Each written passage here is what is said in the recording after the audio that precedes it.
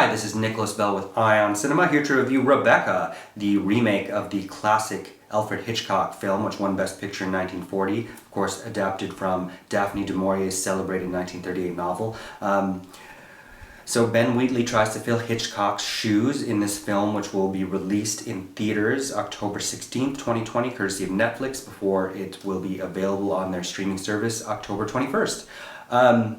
Anytime you remake Hitchcock, it's kind of a gamble that might not work for you. There was, of course, Mr. and Mrs. Smith, which completely revamped a B-side of Hitchcock. And then, of course, more infamously, Gus Van Sant's shot-for-shot revamp of Psycho. Rebecca, I don't think is a success by any means, but it's Wheatley trying to do something different, especially with this sun-dappled, shot by his regular cinematographer Laurie Rose, deliberation of the novel that is able to include some elements that censorship dictated Hitchcock make significant changes, such as the fact that Maxim de Winter actually murdered Rebecca, which is part of this narrative. So here we are in this very Jane Eyre story about a young unnamed woman played by Lily James who works as a lady companion for Anne Dowd, playing Mrs. Van Hopper. There on the French Riviera in Monte Carlo in the 1940s, and this young woman finds her introduced to Maxim de Winter, played by Armie Hammer this time, who is this widower who has the one of the most beautiful estates in the UK with Manderley. She gets into his good graces. They have a flirtation while Mrs. Van Hopper is ill for a time. When she recovers, though, they're about to abscond the next day.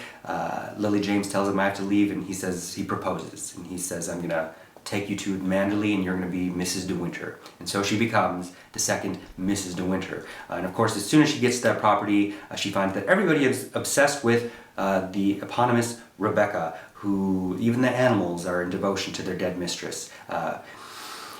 And here, where we get to Kristin Scott Thomas as Mrs. Danvers, who of course was originally played by Judith Anderson in that those very infamous scenes that explore her subtle lesbianism that are more or less strangely kind of absent, even though Scott Thomas is really good casting for that character.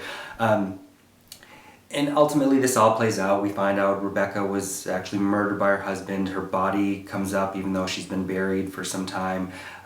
We find out she was having an affair with her cousin, Jack Favell, played by Sam Riley in this version. There's an inquest, and we look into the possibility that Maxim did kill her. He admits it to his new wife. She covers for him, etc., etc.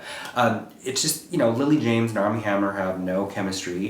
There's no menace. There's no sense of brooding atmosphere.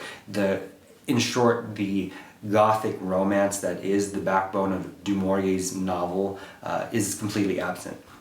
And keep in mind that this is a strange novel that has a lot of other significant peripheral history. The Nazis were trying to use it to build a code at one point, purportedly.